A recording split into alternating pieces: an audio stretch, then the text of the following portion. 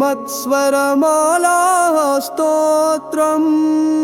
अञ्जनागर्भसम्भूतम् अग्निमित्रस्य पुत्रकम्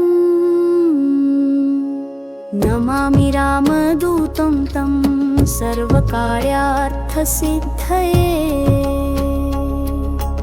आदित्यसदृशबालम् अरुणोदयसम्भवम् नमामि रामदूतं तं सर्वकार्यार्थसिद्धये इंगितज्ञस्य रामस्य दूतकार्यपरायणम् नमामि रामदूतं तं सर्वकार्यार्थसिद्धये ईश्वरस्यांशसम्भूतम् ईषणारहितं हरिम्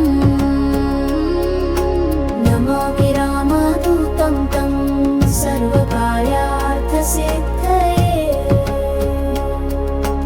उदधिक्रमणं वीरम् उदारचरितं विभुम् नमामि रामदूतं तं सर्वकार्यार्थसिद्धये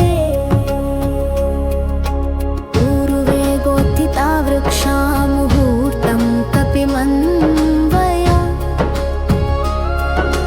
नमामि रामदूतं तं सर्वकार्यार्थसिद्धये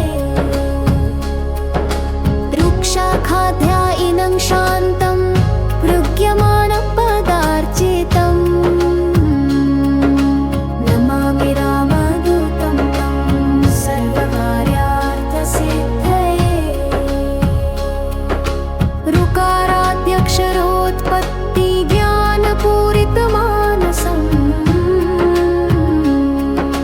नमामि रामदूतं तं सर्वकार्यार्थसिद्धये ऋल इत्यादिवर्णानाम् उच्चारणविधायकम् नमामि रामदूतं तं सर्वकार्यार्थसिद्धये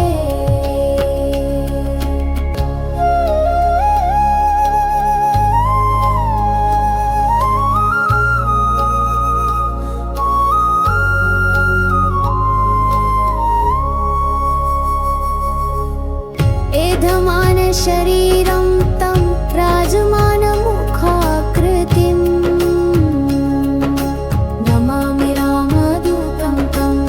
सर्वकार्यार्थसिद्धये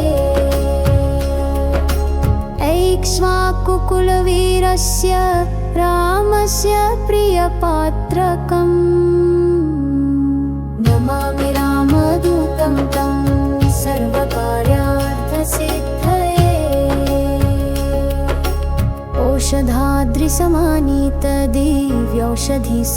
औषधाद्रिसमानीतदिव्यौषधिसमन्वितम् नमामि रामदूतं तं सर्वकार्यार्थसिद्धये औत्सुक्यमात्रकालेन शत्रुक्षयकरं विभुम् नमामि रामदूतं तं